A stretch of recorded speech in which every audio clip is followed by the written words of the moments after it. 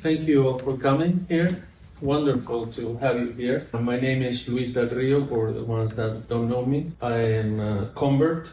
I baptized right here, not in this room. 2 years ago, my background was a spiritual gypsy. I was a Buddhist for 10 years. I was shamanic, I did a lot of things. But following the truth, I stepped into the treasure that is this faith. Part of my purpose is to give back.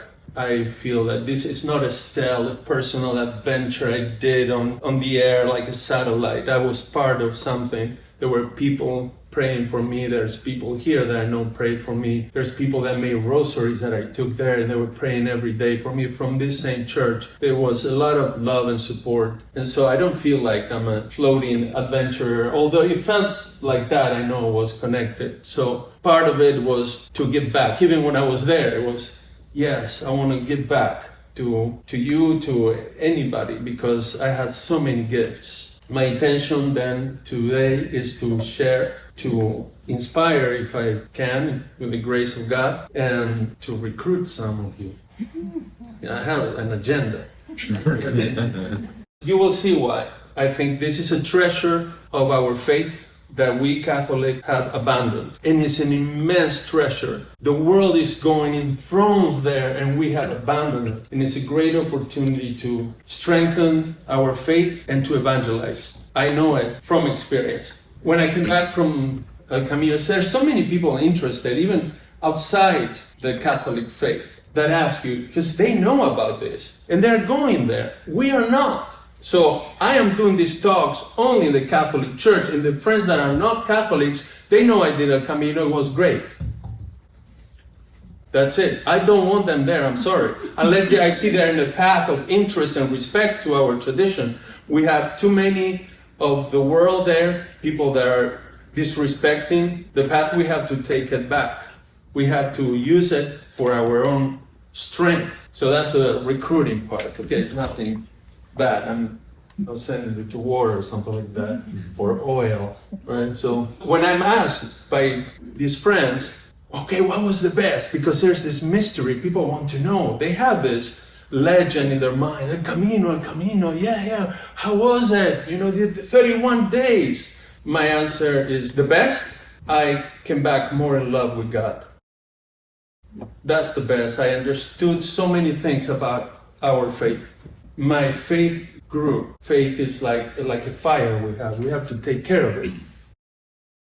So I don't know if you know, but early Christians, they call themselves the followers of the way. So there's in Acts some of the quotes about that. What is El Camino? Is walking in devotion to the tomb of the Apostle St. James the Great. It's that, only that, and all of that, what all that means. And in the history of Christianity, there are three main pilgrimages. There was the one of Jerusalem, the one to Rome, and the one to St. James. And today, the only one that is standing and is available and reasonable to do is the one of St. James. And he has 12 centuries in the work, and you can see it in history. The tradition says that he went to Spain to evangelize. And the first apparition of the Blessed Mother to St. James, while he was evangelizing in Spain, the Blessed Mother came on a pillar. That's why you hear in the Hispanic world women called Pilar. And there's still the pillar there in the Basilica of Zaragoza. He's the first apostle martyrized. The body is preserved by the disciples and taken to Galicia, Spain. And that's a tradition. It's known that, okay, he's buried here. Fast forward to the 9th century, and somebody found the tomb. It's a beheaded body. It says St. James. And that was big news, especially for the king, Alfonso of Asturias, that he was the first pilgrim. He went there with his people, and he's the first pilgrim. And then he built a church there. And the pilgrimages started right there.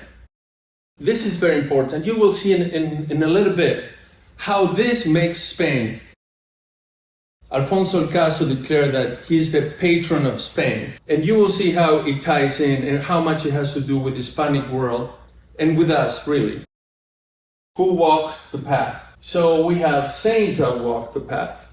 So if you go there, you're going to be walking there. You're going to see things like saints that you didn't even know. It's a kind of a learning, it's a school for your Catholic faith. You learn so much right there, live. You enter places, you see the stories. But then we have famous people. The next slide, I think it has some. The ones that I really like, this Isabel of Castile. She went with Ferdinando. Very well recorded, places that stayed. You can even stay there. I mean, it's amazing.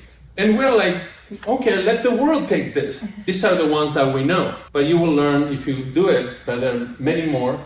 And there are many that we don't know. This is 12 centuries that Christianity was building this. Europe started coming from Rome, even from Moscow. They started coming there, pouring there. This is 12 centuries. Santiago de Compostela is up there. If you pay attention, you see these are like the veins of Spain. People started going everywhere. You know what this created? This created a culture of hospitality. Everywhere there are pilgrims. What they say right now, buen camino, buen camino. They keep saying that. You go sometimes from the backyard of people's houses at any time of the day. And buen camino, can you imagine that here? They shoot you, man. You won't survive, even do 2 miles of that. Walking through an alley. Here, it's amazing. This is a Disneyland from Catholics. And it's so rare to find Catholics there. So this is my recruiting spirit. Like, we gotta take this back. The name Santiago, you know where it's coming from? St. James. But what's Santiago? Jacob. St. Jacob. Santiago, and then it remains Santiago. So remain like that. Even Santiago is the same. Is the same origin. So that's why it's hard for us in Spanish to say Santo Santiago. It's already there. So we don't say Santo Santiago. It's the day of Santiago. It sounds redundant. Santo Santiago, San Santiago. No, it's Santiago. We know it's like somewhere there. We're already saying it's a saint. Also, you know what this creates? This also creates a spirit of adventure. You can see it right now even. The people are there in their houses and somebody stopped. Where are you coming from? It's a kind of strange guy coming in the evening there. I'm walking from Moscow. And it's, wow. You know, so you are there in your home, I bet. Like, what am I doing with my life? So that explained to me a lot about the spirit of the Hispanic people that then came and evangelized a new continent. I don't have the maps right now, but if you see the Reconquest, you will see how it's coming down until 1492. In 1492, they discover America. It's like they were already on the horses and they're already in a heroic path, and they continue, and a lot defending the faith. So who walks there right now? Because you know the saints and everything. Well, spoiler, the world walks there, and few Catholics. Remember this, it's not the whole year. It's just one time, maybe between, when the weather is good. So in those months, you have 500,000 people almost there, going there. You have the idea from here, young people are doing that. No. A lot of people that are retired are doing it. It makes sense. It's like, what did I do with my life? What is my life about? I need to find out. Even if they're not believers, there's those people there. This is a mistake. Less than 65 doesn't make sense, right? They just switch it over. It doesn't make sense. If you put that between 46 and 65 plus more than 65, you have a majority are above 46. This I have to explain a little bit. They're not religious, but the religious and other, they give you a form when you get to Compostela, and that's how they get these statistics. And I did the form twice. And the options are, other religions, but there's one that's spiritual. A lot of people put spiritual, so don't be deceived when it says religious motive, because the spiritual will put religious spiritual, but it's my own religion. So in the field, what you find out is that it's rare to find a Catholic. I took some pictures of things to reflect. In the door of the church, there's some Catholics and the sign of money There's desecration happening everywhere there. These people that go there, they don't respect there. They go there, they take selfies when people are worshiping. It's a supermarket they're going to. Then, yeah, okay, it's the Buddha, it's my path.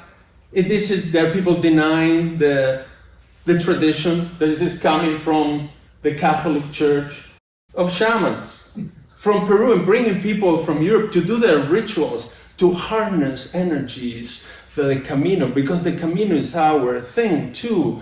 And then in the church, at some point, he comes to Mass, not dressed like that, with a good shirt, like a spy. He comes to Mass and he's kind of like that, and my blood is boiling, because I thought, if you're going to the sacrament here, I'm jumping on you. I was praying, help me, because I know about you, I know what you're doing. You're not going to get the Eucharist. So they're there doing this, so we need you there. All right. I can't do this all myself, all right? Okay, then the other strange phenomenon there's plenty of Koreans. Is fashion in Korea. Somebody in Korea did this movie, and then I think a YouTube series. So Koreans from South Korea are coming and doing it. It's better for their money. With that same money, they will stay maybe 5 days in Paris. With this, they go 30 days and just go all over Spain. And they're treated as pilgrims, as poor. They get discounts. Let me tell you this. If you think, I cannot do it, I want to encourage you. The Koreans will be an inspiration for you. They go there without knowing any Spanish, without knowing any English, with Google Translate. They're, They do all Camino like that. You have no excuse about logistics, okay? I'm sorry. So we're gonna start walking. The first thing I will say to you is about walking. When I booked my first Camino, I thought 5 days. What I realized in that first trip is I can walk. People can walk. I can see people, older than me or with some problems. We can walk. And it dawned on me, this is like breathing. There's a reason why God made half of our body legs. We walk. It's so if you have good shoes, nothing rubbing there, not too much weight, you can walk. It's amazing how much you can walk. You'll be surprised. That would be the first thing. That's when I said to myself, I got to do this the whole way. I can walk. And then you meet others like, oh, where are you coming from? And they tell you, oh, I can do that too, right? So that's where I started thinking of my second time. This is the walk. Saint Jean de Pied-de-Port is in France, so this is all what I did to Santiago de Compostela. First, you gotta go over the Pyrenees, and the first day, my feet were highly compromised. I had hurt my heels so badly, I went to a doctor and I was with bandage here, and I was feeling so bad the first day. I thought, I cannot make it. I cannot walk. This is both feet. And I'm thinking of going over the Pyrenees, 12 hours of walking, and I was just there about to start and thinking, what a shame that I have to tell my friends, oh, I'm going to Camino, first day, I'm going back. This is like, I can't for my pride. But I thought, well, this is like a hit on my pride. Maybe it's good. We're going to go in 3 sections. So that's going over the Pyrenees. They're beautiful. Now, this really helps. Because if you walk along the freeway, it's one thing, but you walk these things, you're totally embellished by everything. You don't feel that you're walking. That really helps. So this is France, that side. The church actually is this, right here. You're going to see in a bit.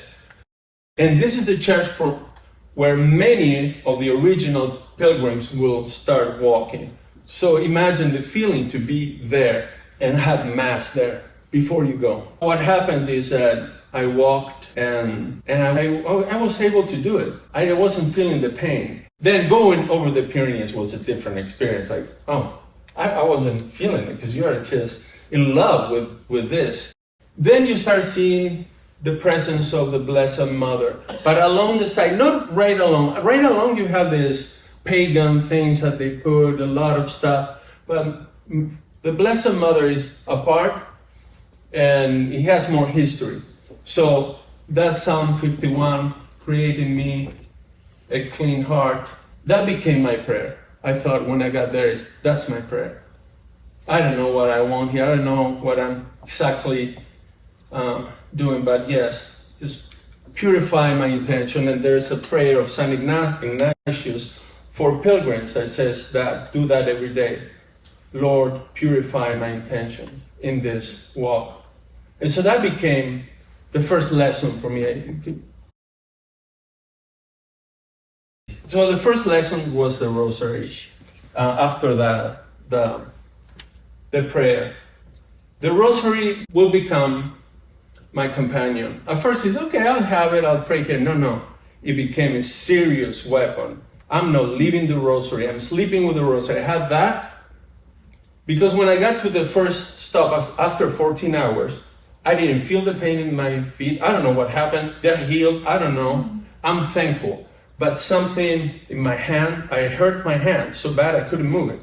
I was with ice in the hotel, and it was a drag because you got to do everything with one hand now. But I was thankful to God. I said, well, my feet are there. I'll do it. And so I'm trying to sleep. And so I prompted my arm like this so the blood goes down. And I'm looking at the hand, saying, where is that exactly kind of move? Because I couldn't move. So it was, okay, I can. Okay, those muscles are good. These muscles are good. The movement I couldn't do is this. And I thought, this is suspicious. Exactly the movements to do the rosary. And so I grabbed the rosary right there that night, and I fell asleep. I said, you don't want the devil for me to pray the rosary? Here I go. I'm going to pray all night, pray all day. And so I started praying it. I put that thing there, and I walked up till Santiago. I slept with the rosary. At night, anything could happen. You can wake up and feel a desolation on the heart. You don't know why. You've been by yourself for so long, and it's dark. You're tired, and you think, what? My life is, desolation. You just get depressed or something, and just grab the rosary, come back. That was my first lesson, and since then I pray the rosary every day. I believe in the power of the rosary. It is truly a weapon. You will see more things that happen. Let's see what else. That's the first day. I couldn't sleep that day. I mean, I was fine, but it's raining, it's cold, and how in the world I'm going to do this? I don't know. And you start with a rosary. Start with a rosary, and it's like magic. Let's. You start walking there. That first part, you see a lot of the Templars, the presence there. That gives me, strength. The next lesson, as I'm going there, I realized it.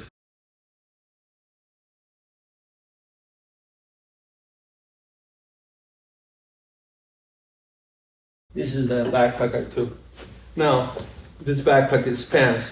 And then plus, when you put this here, you put more things here, okay? So it was really heavy. When you go, you think, I need this. And when this happens and this, you're just getting a lot of things. And so I quickly realized that I had too many things. So I committed to get rid of 2 things.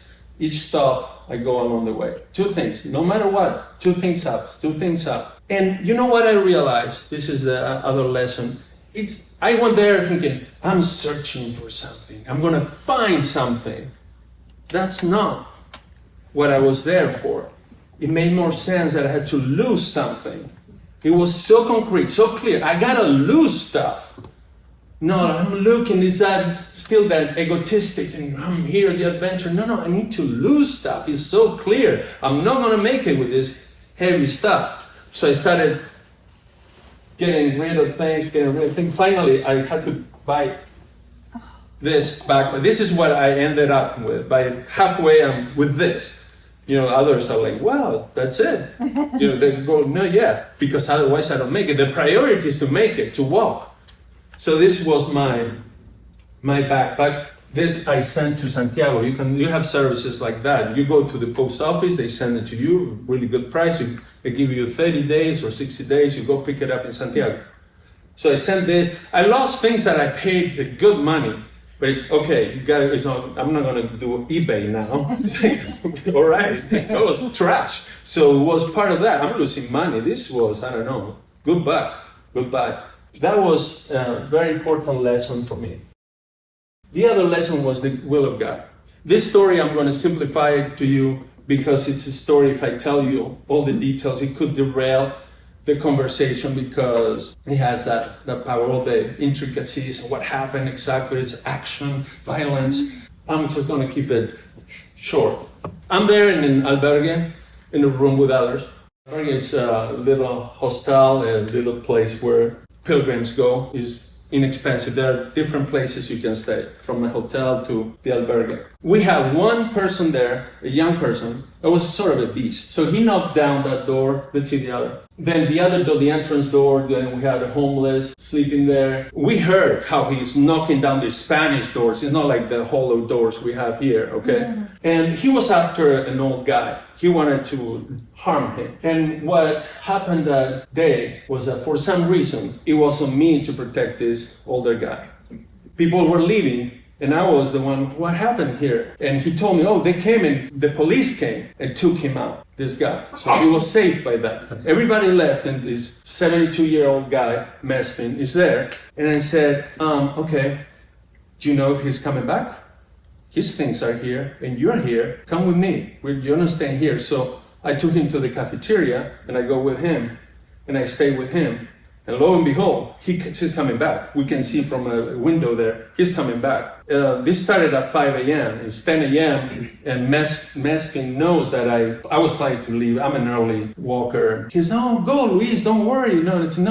I am not leaving until I know you're safe. And so I made him coffee, I gave him a banana that I had. Did you eat something? You relax, you're going to be fine. And so it became very clear that it was what I had to do right there. I don't think in my life there was a moment that it was more clear that the will of God was that. I thought, this is why God wanted me to do this path. Maybe this ends here and this person is safe. Then that's it. That's why I was here. I did not expect this. And I was telling Mesfin, because he was telling me, no, go, Luis. It turned out to be a Catholic guy, so we prayed together. And he said, go. And I said, for all the gold in the world, I'm not leaving. I'm happy here, like I've never been before. I know exactly God wants me here. So don't keep with that, right? That's him. We became friends from then on and kept in contact and praying for each other. What happened is that finally I called the person in the bar that this guy was. The owner came. They gave him a room. He said, goodbye, I'm going there to the third floor. We're by the stairs. I said, no, I'm going there until you are in that room and you're fine. Oh, no, Luis. Okay, we go up. And like in a movie. And I can't explain how this guy did this. This young guy. It was the power of a beast. So we go in this direction. When we get to the third floor, the whole way here is dark. We turn on the light, say, no, it's over there. We walk there, and there's this guy like this. We just needed the music in the back. So,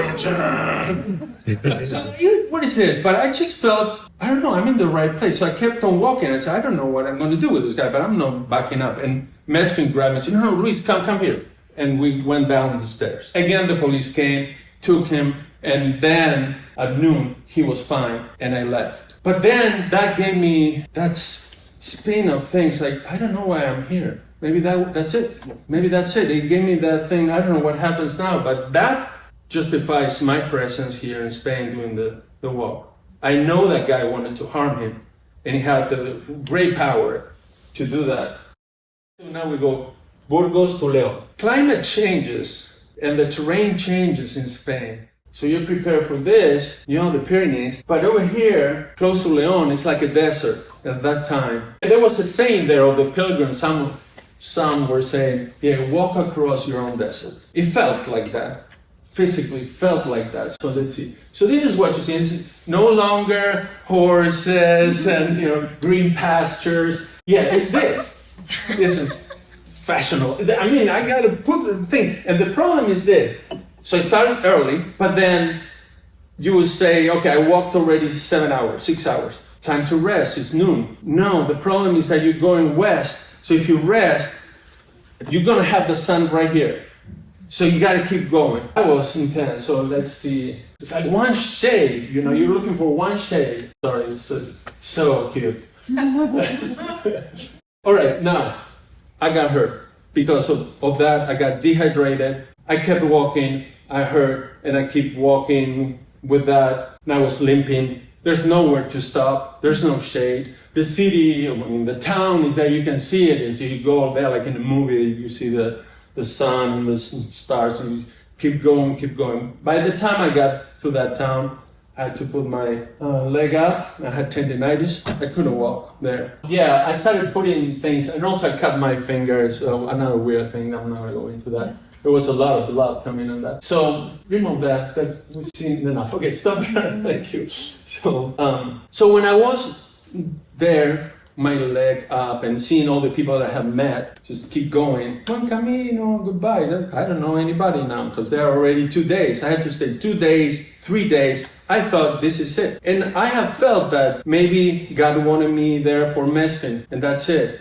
And I thought that's fine. But in a prayer of sincerity, I said to God, yes, if that was it, I'm fine. But I'm not going to tell you I'm happy. I want to get to Santiago. So help me there. And then I reprioritized. That thing of go across your desert was going across my own likings and little things that I was attached to. Why was I doing El Camino?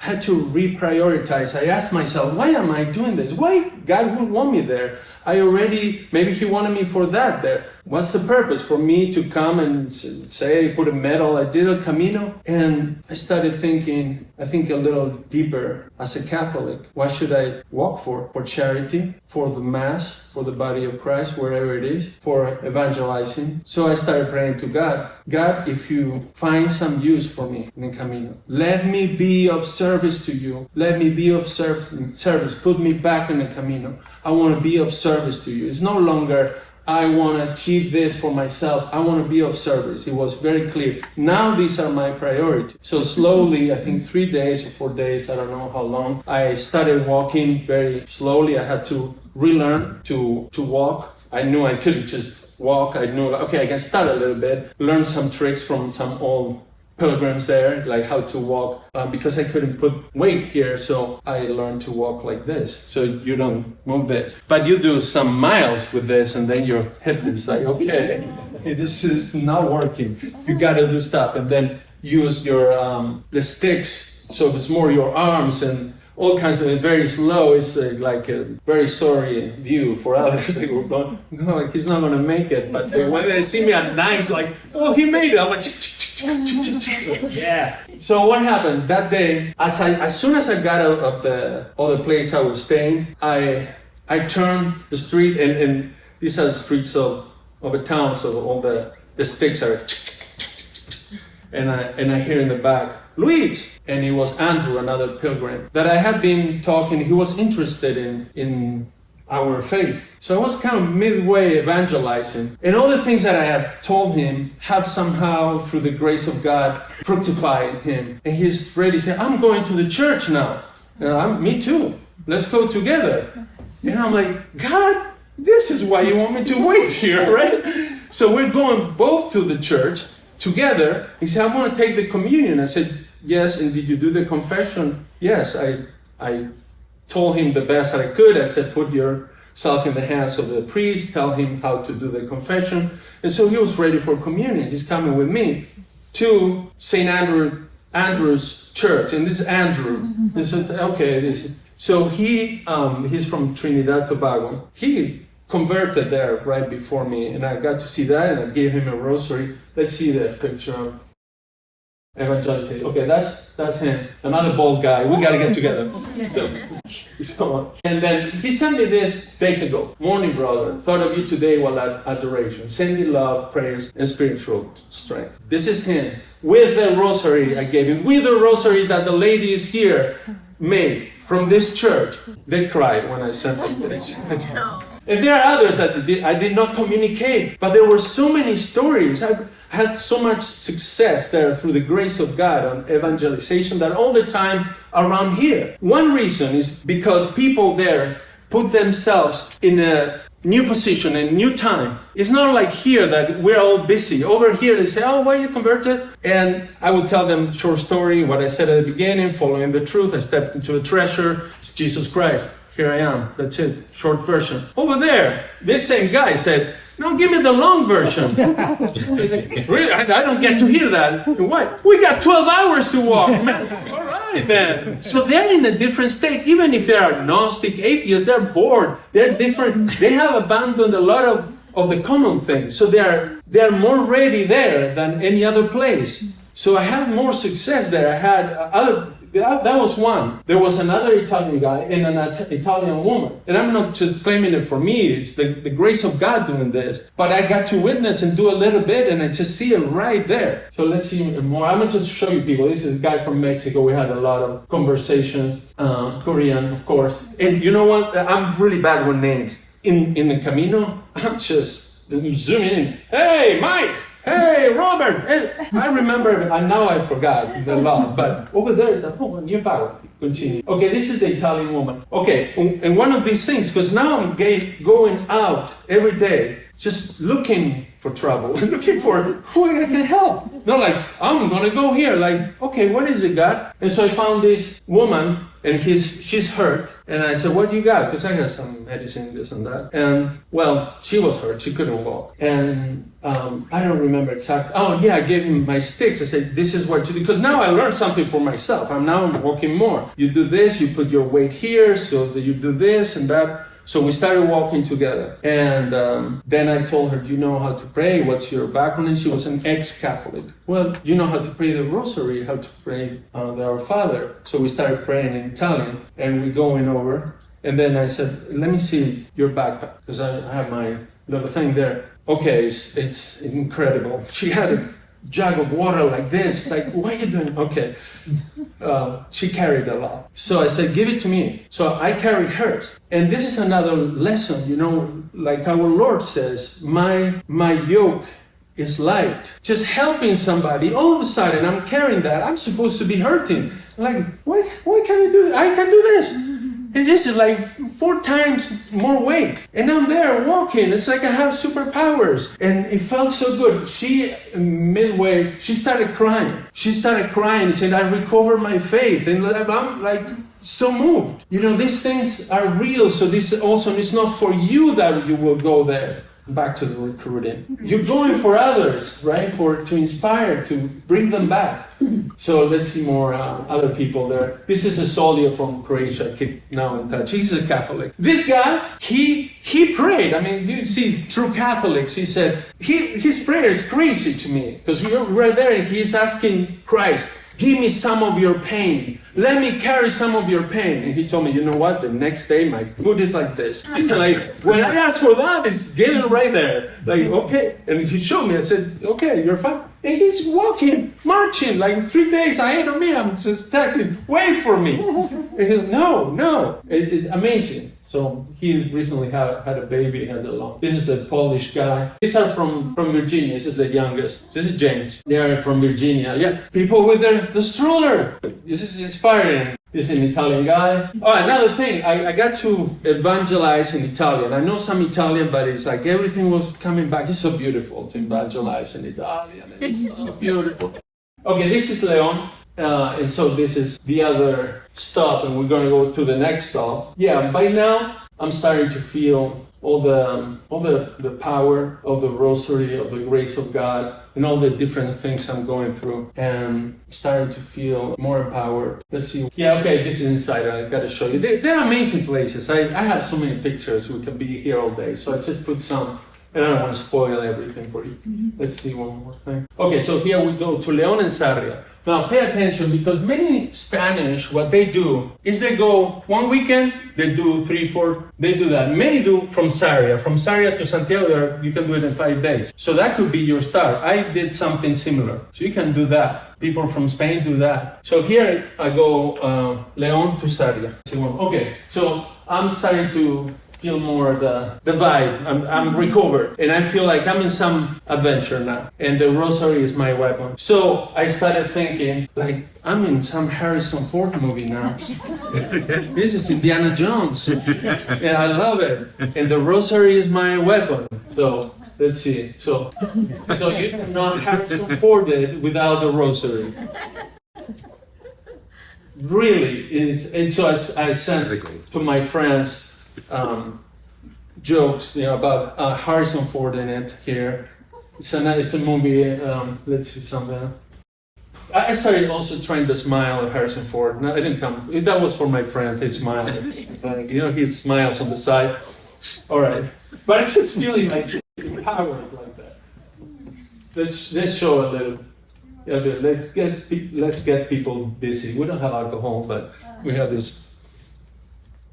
I'll do better next time. Now I see my mistake. I'll bring a steak or something. These are the little towns that you go. Some are abandoned, or not many people live there. You hear the water. You meet people. Yes.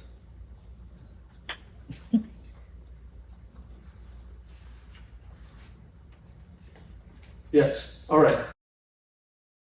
Faith, that's the big lesson. Like I said at the beginning, faith is something that we can cultivate. And by now, I'm feeling really the power of it. I had gone through. And I'm the guy that's with the rosary, and they know me a lot. A lot of them over there, I was very extroverted and talking with people and finding out. And I'm sort of a crazy Catholic with a rosary going around. So let's see what I forgot. You are the light. Oh yeah, why not? You are the light of the world. A city built upon a mountain cannot be hidden, nor with someone like a lamp and then put under a basket. I would say this, that by then I felt I was bragging a little bit with my faith to others. So when I got to the hostels, they're all 12 hours of walking.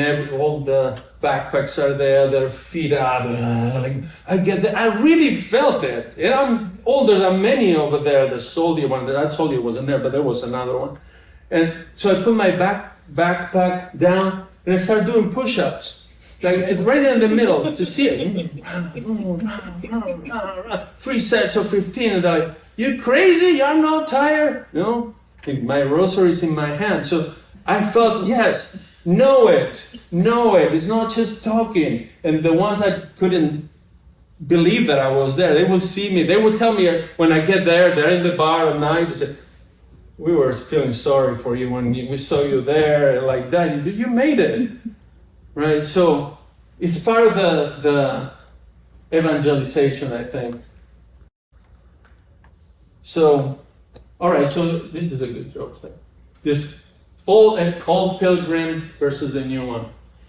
So I walk, XOR shoes, anti-UV glasses, synthetic shirt, all this solar protection, compass, GPS, and you, faith. Because that's what is needed. All those things are just baggage. Now, probably is a better joke in Spanish, you see.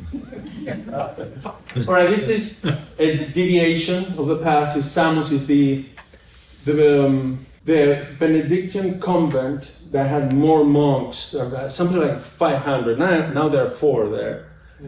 So in 4, and the altar servers is the guy that I met at the bar there. It's like, okay, it's not the same, but I wanted to go there. I'm going even more miles there. And so what happened? Why overwhelmed? So I'm there in Samos, and I woke up one day in Bergen, there in one of the bunk beds, and I wasn't thinking. It was something that came to me. I was overwhelmed, and I started weeping and praying to God, "Stop loving me like this. Stop. I couldn't take it. It's such a great love. I just felt it there." And I was just praying, "Stop, just turn it down a little bit." And never happened this to me. But I realized that love, it's overwhelming. When you realize it is overwhelming, as a human being, how to take it in. It's like, I don't have the technology, how to do this, God, just turn it down a little bit. And it was just something, you wake up and just there. It's not that I'm thinking. And it was something very important I don't want to forget ever. He really loves us. You feel it when you go through some things. And we start putting everything together. And all that had happened there, it was like, this is amazing. Stop. This is like so many treasures. So yeah, I was at there in Samos, like I saw the peak of the faith and all that, and I have some pictures of that. There's so many of these things that you can visit. Now we go Saria Compostela. Now, of all the people I have met that are not Catholic, and sometimes it's heavy, right? It's heavy and you're like, I need some company on this, and so on. Lucas. So I met Lucas, he's from France. He looked, not like a classic pilgrim there, right? He could be a homeless, and he had a backpack that's light as me. And he had that rosary there, right there. He gave it to me then. He was coming from France, border with Germany, walking on the providence of God.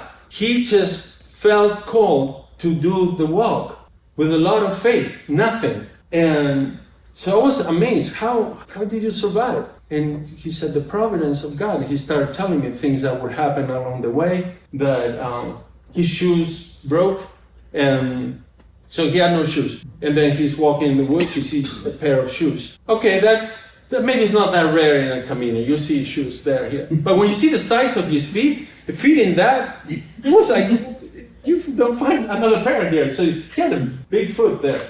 So he had a great faith. Let's see one another. So we started walking together. It's two rainbows. And they were praying the rosary. And it was raining. And we started praying the rosary. It seems like it stopped raining. We're smiling at each other. And we kept on going almost until night.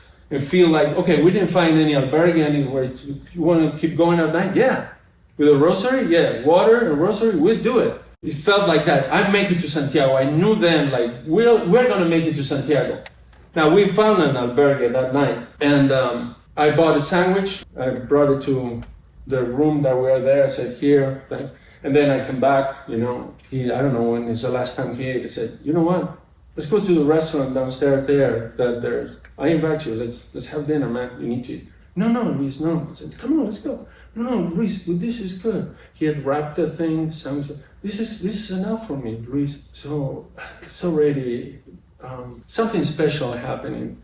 And then I see he sleeps when he goes to sleep. And also when we're praying the rosary, I see him, he kisses it with such love. I felt our faith, our church is alive. Doesn't matter how many of these people attacking it could be, as long as there are two Lucas in the world, the church will survive.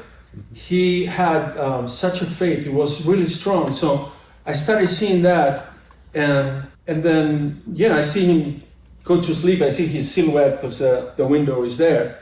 And I see the silhouette, he sleeps, he goes like this. I'm thinking, this is an apparition. He couldn't be here next morning. I gotta see him go up. That would be real. If he's tomorrow say, hey, good morning, I slept bad, it's like, that doesn't match. What is this? One night, going to his feet, before bed, so like a dog that looks at some hurt, and say, what's up, Lucas, what you got? Nothing. Let me see. I go there, massacre those feet. And I said, wait, let me bring my tools. I have some medicine here. Let me do something.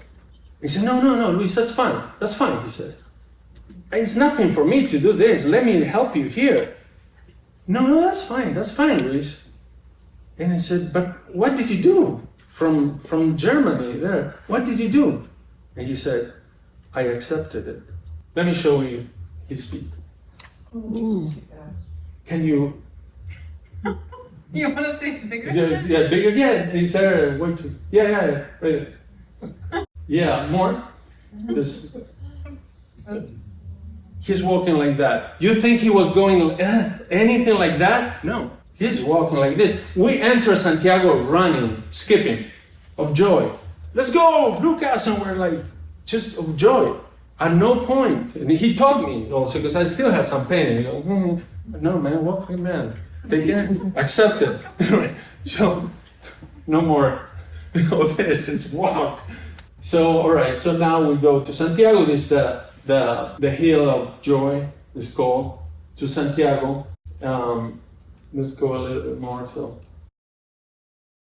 Santiago. So we get to Santiago, very happy to get there. I pray also to Santiago and to the Blessed Mother. I can tell you if you go where to stay, when to go, so you don't get the crowds, and some tricks. There's a convent right in front of the Benedictions. You can stay there and you go right there. You just go across in certain times and you can be almost by yourself. But you have to know where and when. Okay, let's see what else. Yeah, okay. I had to take that picture.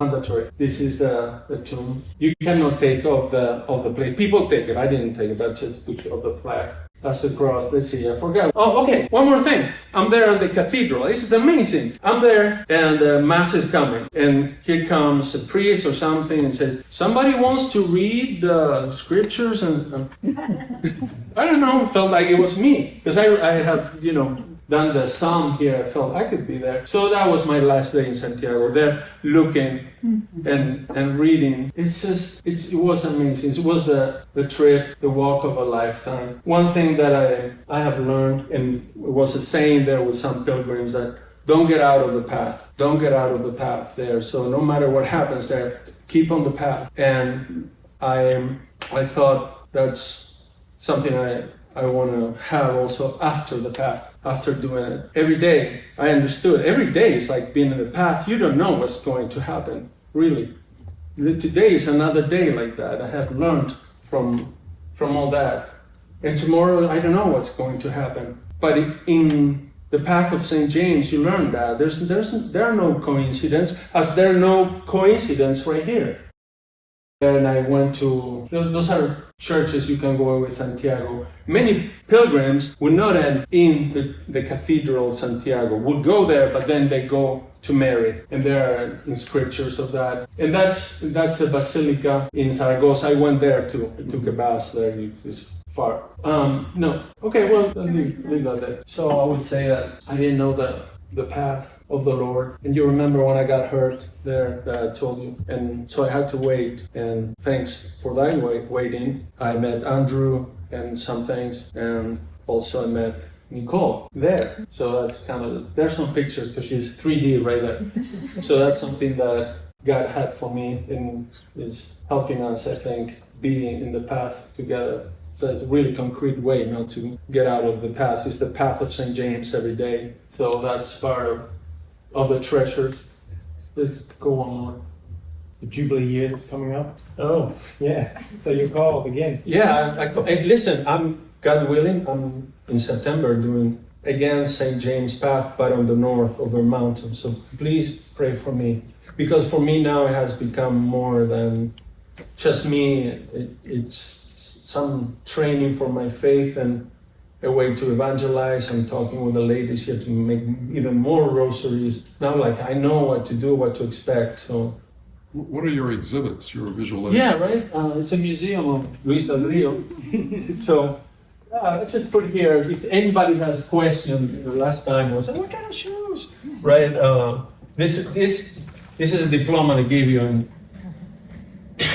in Compostela. This is the first one. And then that's the second one. You can have it. They put your name in Latin. And I can give you more tips. You can have the ones of the Franciscans. So I use two shoes. These, basically, you need something that is comfortable. And you gotta try, don't go with anything new there. Go with something that you walk every day. I'm comfortable with this. Wear them before. This is long, wide over there. Super comfortable. When I went to mountains, even though they're heavy to carry, it was worth it just to have like good for the ankles, basically. Mm-hmm. It's raining, it's muddy. You're going there, you want this, you want something strong and be changing it. And then the Bible, then this is the original rosary I have. This is the famous shell of St. James. You can get these over there. Your And- hats. The hats. I want to have. There you go. Harrison Ford hat. Yeah. A rain hat, because that's important. There are places, Galicia rains, and it's oblique. The winds are. An umbrella is useless. You're Mary Poppins with an umbrella, so forget it. But so that hat is good for Galicia. You may have to change gears if you can as you go. You ate out like basically 3 meals a day. You relied on the local food, right? Yes. So did you get sick along the way? No.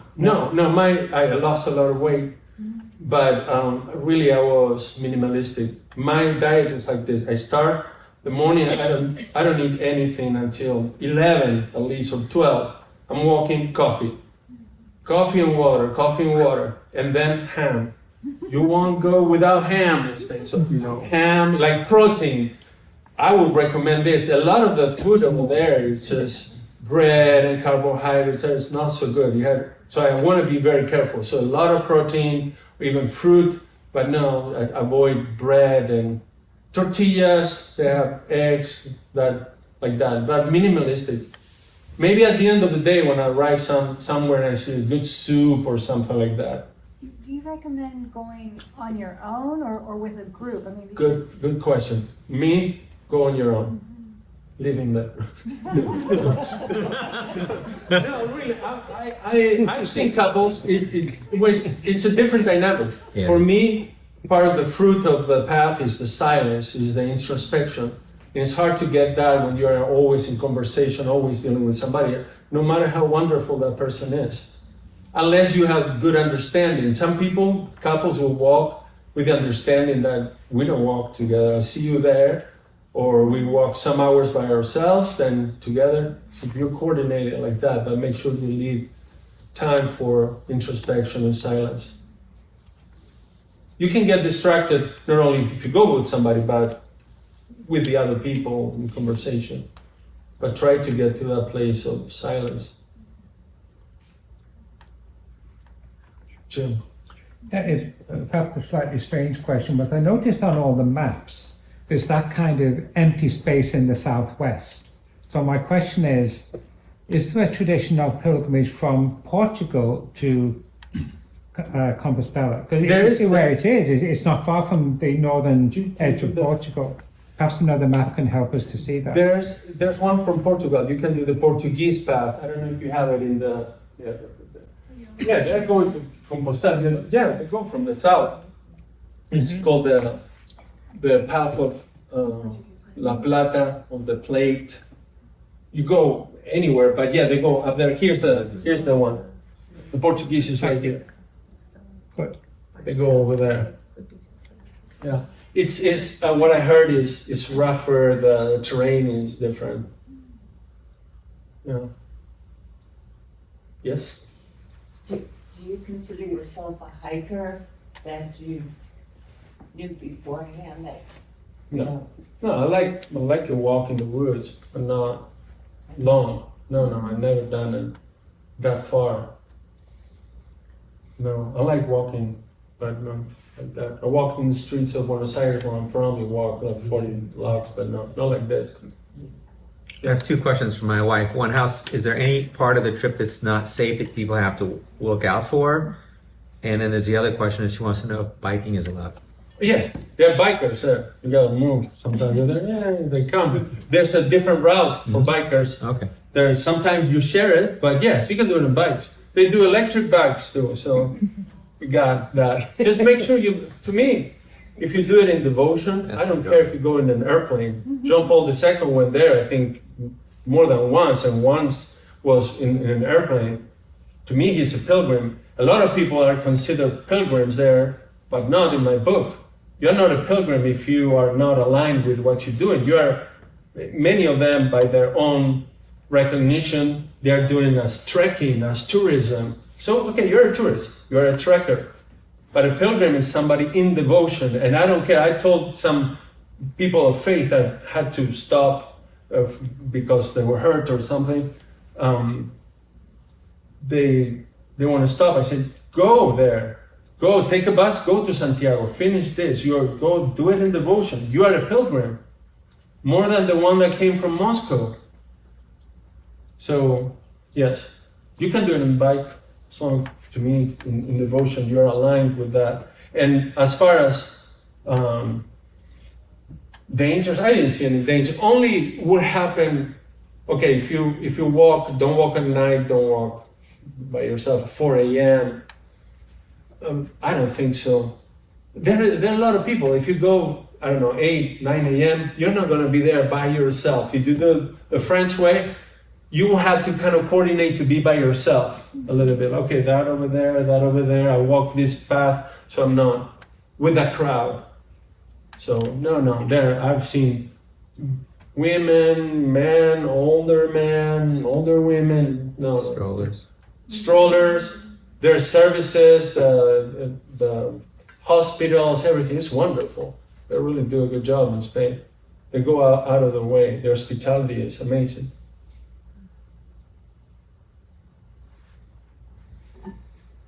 Yes. These, the different colors, the different paths, like for example, the red one down here in the south, that's all the same path, but they join together, but they may have different beginnings. Right. Okay. Yeah, that's what's happening. And it's all considered the same path.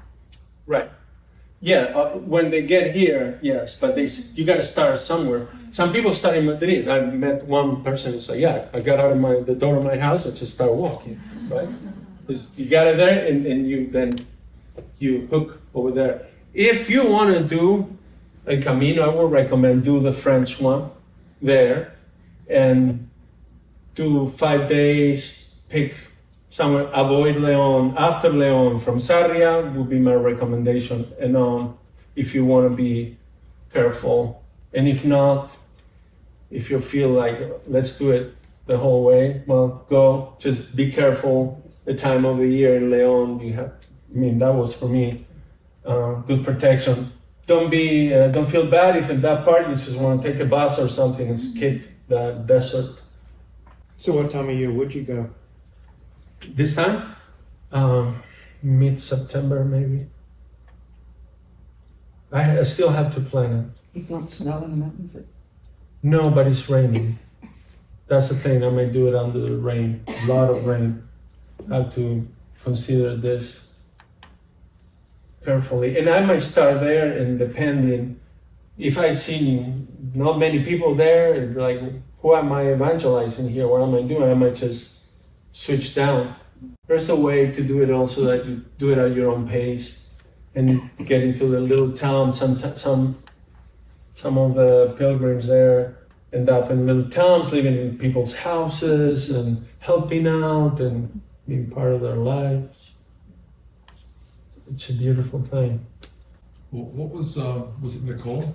What was your experience? In like 2 minutes or less, huh? You can do better.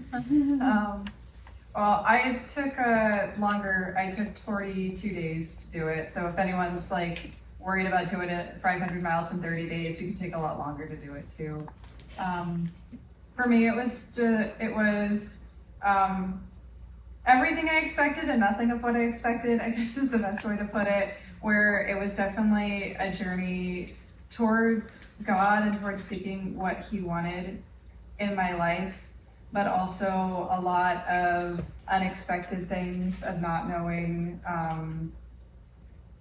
who I was going to meet and not really being sure if I was going to make it the whole way. Like Luis was mentioning, he was like really intent on doing it, and I had to take like, I'll do 2 days, I'll do 1 more day, I'll do 1 more day. And so it was, it pushed me a lot because I'm not a very extroverted person, and I don't think of myself a very courageous person either. And so it pushed me a lot to go out of myself to talk to people, but they were also friendly. And then also just to do a lot of things I hadn't done before with traveling to a country with a language that I didn't really know. to sleeping in the albergues in the dorm rooms with people, and not, how is that gonna work out? And I danced a lot, but like walking and hiking wasn't really something that I did a lot. And so that was like really new experience, and walking in the rain was really new experience. But it was just really beautiful to see the different, how everything worked out in the end, I guess, was the beauty that I saw, and it was God's providence that he really took me by the hand the whole way, even though I couldn't see more than like a day or two ahead. Like he always knew where I was going. And so I felt definitely very safe in his arms, that he was taking care of me. It's my 2-minute summary, I guess. So.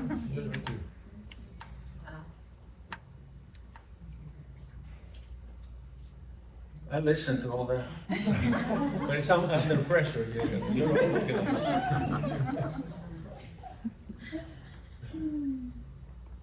Were you gonna give us your email Yes. address? Yeah, Luis Del Rio, music.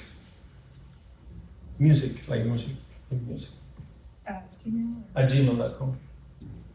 Luis Del Rio is my name. LuisDelRio,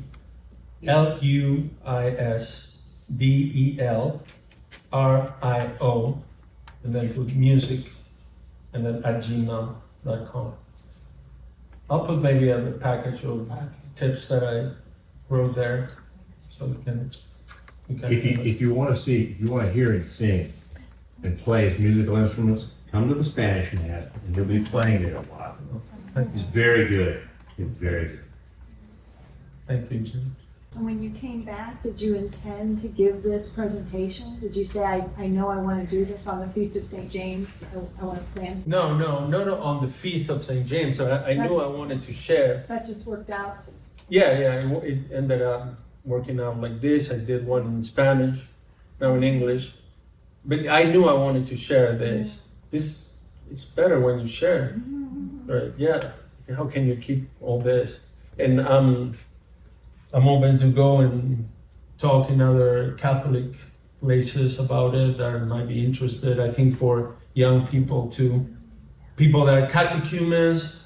I mean, historically, a lot of people after their conversion, they would do this. I didn't know that, but it really helped. But they did in history. Yeah, it's a wonderful thing. It's a wonderful thing. I don't understand why aren't we there? So, because somebody that is not listen, I'll put it this way. The path of St. James is the most popular thing that the church has right now, in my understanding. There's nothing else. Like the world is going, I gotta go there, I gotta do that. They're not just grabbing the rosary. I gotta have the rosary. I don't know. And this is a sacramental. This is the path. It's a sacramental, like the rosary. They're grabbing it. So the opportunity is there for us to go and say, do you know where you are? Many of my conversations start like that. It's CAMINO, it's my way. It's like, no, this is a treasure of the Catholic Church, 12 centuries, you know? No. You know who the Apostle St. James is? You know where you're going? No.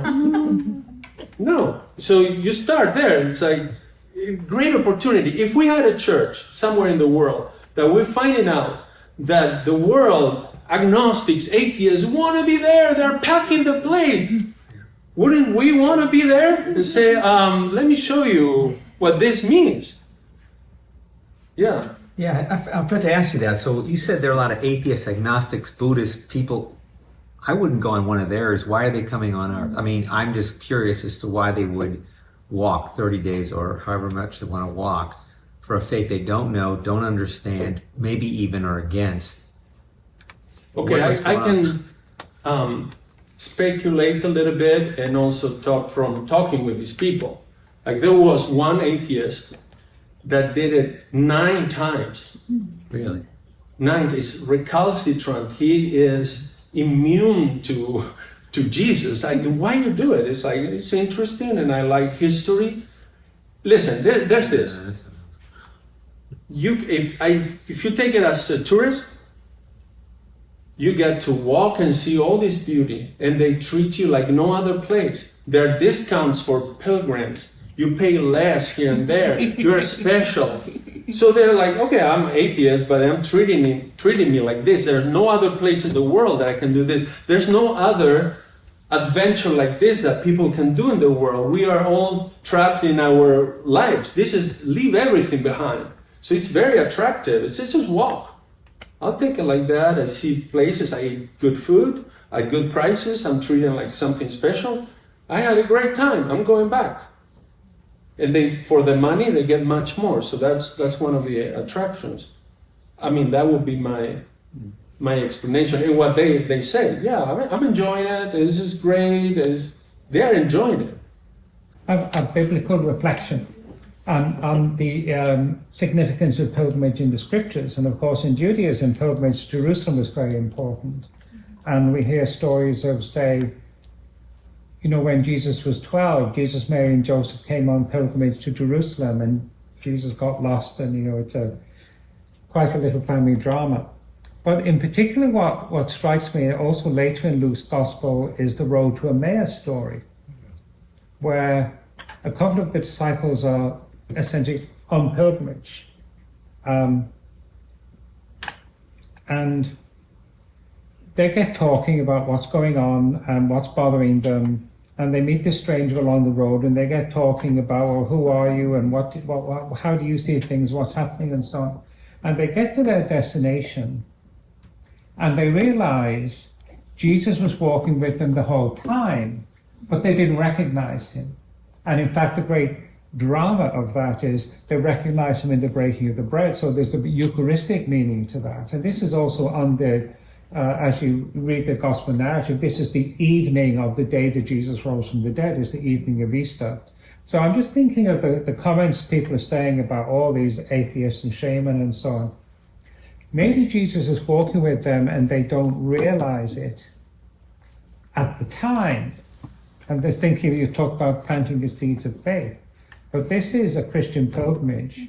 I'm sure Jesus is along those roads, as he was with the two disciples going to Emmaus, with people in their questions about, as they were discussing, what's happened in Jerusalem? We had our hopes, and what does that mean now? Where do we go from here? So people may be non-Christians, non-theists, tourists, who are probably the lowest of the low, really, in a way. But despite them, again, like the people on the way to Emmaus, Jesus may well be walking with them and they don't see them, but he's there. Well said. I was kind of curious. Are you able to go to mass along the way at each question. of these places, or is it like? It's hard. In Spain, there's a lack in general of vocations. So in Navarra, in the beginning, the whole area over there, there was one priest for the whole area. And so it's mass this week or that week, and it's on Sunday. So it's hard. You have to coordinate. I had to plan, but there are now apps so you can find out and plan it like that. One thing I didn't know is a spiritual communion. I didn't know that I could do that. So now that would be something that I would recommend you if you do it. Integrate that. Plan, if you can, a mass. That should be your stop, where you stop that day and go there to the mass. And if there's no mass, do a spiritual communion. There are also times that there's no mass, but there's a priest, ask for a blessing. Pray the rosary all the time. You run across priests a lot on this?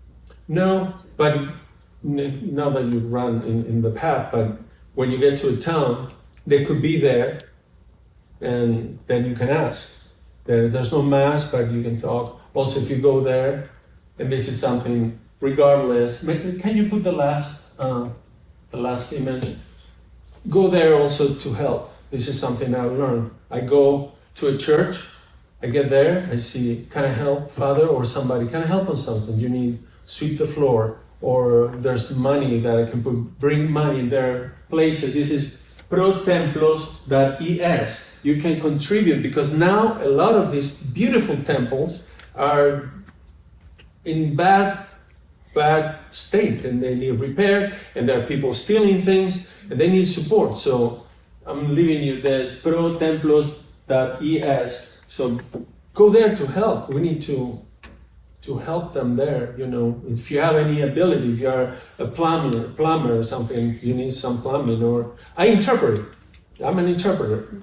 So I ended up interpreting. Yeah. Thank you. Thank you. Thank you. Sure.